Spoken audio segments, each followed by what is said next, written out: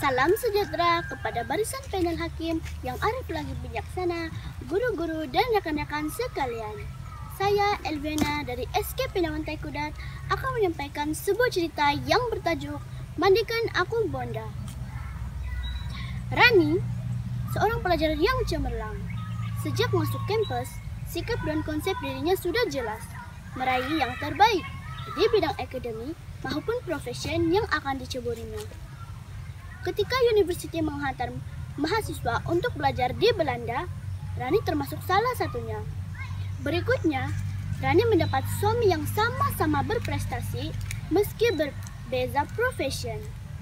Alivia, nama buah cinta mereka. Lahir ketika Rani dilantik sebagai staf diplomat, bertepatan dengan selesainya suami dia meraih PhD. Lengkaplah kebahagiaan mereka. Ketika Alif, panggilan putranya itu berusia 6 bulan, kesibukan dan semakin menjadi-jadi. Bak Garuda, hampir setiap hari ia terbang dari satu kota ke kota lain dan dari satu negara ke negara lain. Ramai orang pernah bertanya, tidakkah si Alif terlalu kecil untuk ditinggal-tinggal? Dengan pantasnya, Rani menjawab, "Oh, saya sudah mengatur segala sesuatunya." Ucapnya itu betul-betul ia buktikan. Layanan dan perhatian anaknya ditangani secara profesional oleh pengasuhnya. Rani cuma mengawal jadwal Alif melalui telepon. Alif membesar menjadi anak yang kelihatan lincah, cerdas, dan mudah mengerti. Nenek-neneknya selalu menunjukkan kebanggaan mereka kepada cucu yang amat dikasihi itu.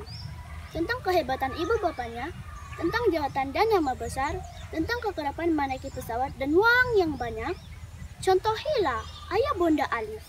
Kalau Alif besar nanti, begitu sekali nenek Alif, ibu Rani berpesan di akhir cerita sebelum tidurnya.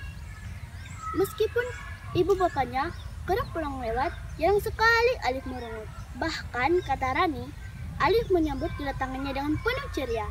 Maka, Rani menyapa, "Malaikat kecilku." Sungguh keluarga yang bahagia.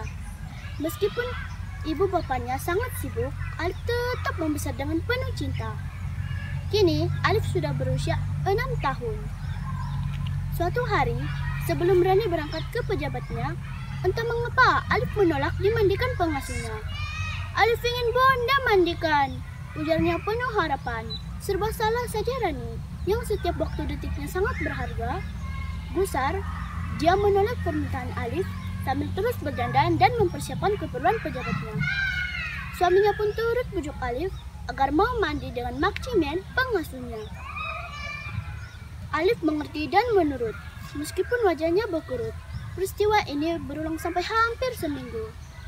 "Bonda, mandikan aku!" Kian lama suara Alif penuh tekanan. Lalu, Rani dan suaminya berpikir, mungkin itu karena Alif sedang dalam masa prasekolah, jadinya agak lebih minta perhatian. Pada suatu petang, ibunya dikejutkan oleh telepon maksimen. "Tuan dokter, Alif demam dan kejang-kejang, sekarang di kecemasan." Dia terus ke unit rawatan rapi. "Tuhan sudah punya rencana lain. Alif si malaikat kecilku telah dipanggil pulang olehnya." Rani, ketika diberitahu tentang Alif sedang meresmikan pejabat barunya, ia sangat terkejut. Setibanya di rumah, satu-satunya keinginan dia adalah memandikan putranya. Setelah seminggu, Alif mula minta dimandikan. Rani memang merancang untuk suatu masa memandikan anaknya sendiri. Dan siang itu, janji Rani terkabul. Meskipun tubuh si kecil terbaring kaku, Ini bonda Alif, bonda mau mandikan Alif," ucapnya lemah.